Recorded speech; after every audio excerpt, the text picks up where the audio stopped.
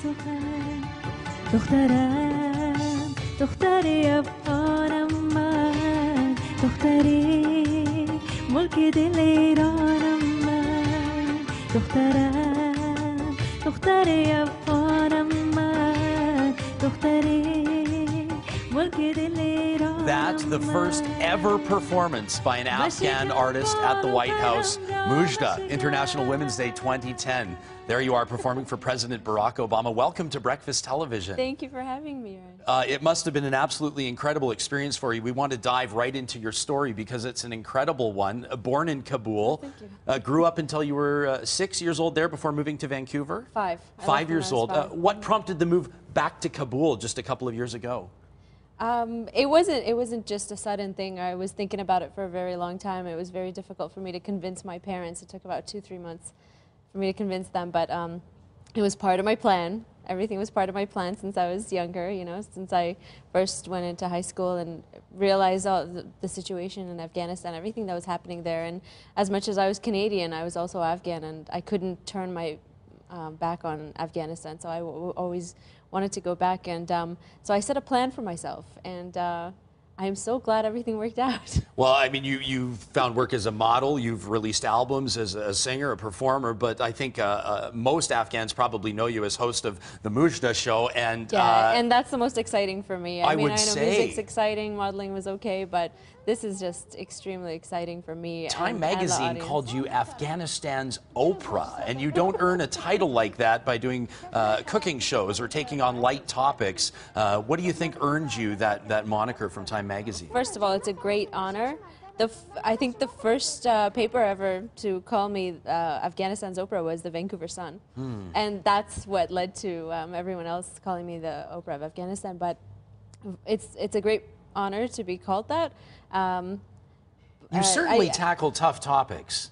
Yes, I think that's maybe the reason why, because I went straight into the tough topics. You know, we started off with lighter topics and just got into the really, you know, taboo topics and the serious issues that people don't even discuss at home. So that's what caused all this attention, because I was bringing awareness to a lot of Afghan families. Well, give us an idea of what you're alluding to here. I mean, are you talking about divorce, women's rights, rights within marriages? These are things that are completely normal here. I mean, freedom of speech is something that we've always had in Canada and, you know, North America, but in a place like Afghanistan, where it's been under the rule of the Taliban for so long, and the you know, extremists are still around, it's very difficult for you to actually speak up about these things, and divorce is really considered something extremely negative. And it's not that I was promoting divorce, it's just that, you know, you get results like burn victims, you get suicides, you get attempted suicides from all these women and girls, and what I wanted to do was inform the family that it's more important to take care of your own family. Family comes first, you know, and a lot of Afghans worry about what others have to say about their family and their name and their honor, you know, and so I just want to make them realize that family is first. And you know, I also discuss domestic violence, child abuse. All these things are in my agenda. Mozhdah, we know that the topics that you've taken on mean that your life is in real danger on a regular basis. Within Kabul, you travel with an armored vehicle. We know that there are certain online forums dedicated to tearing down what you're trying to build up. I think what Canadians want to know is the investment of Canadian money and our Canadian troops. Are they making a difference in Afghanistan? What do you see? Definitely, definitely. I know that, you know, the media continues to look at the negatives, but I see so much positive impact in like everything that the Canadian troops are doing there.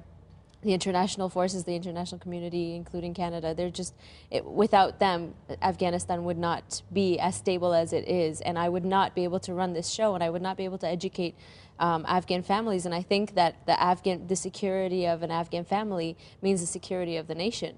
So they're doing amazing things, yes. Of course, you're not just doing work in Kabul. In closing, I'd like to ask you about a new partnership you have with a group out of central Alberta, out of Lacombe, Alberta, A Better World. Yes. They have raised about $1.5 million to build 150 classrooms in Afghanistan over the next year and a half or so. What will you be doing with A Better World?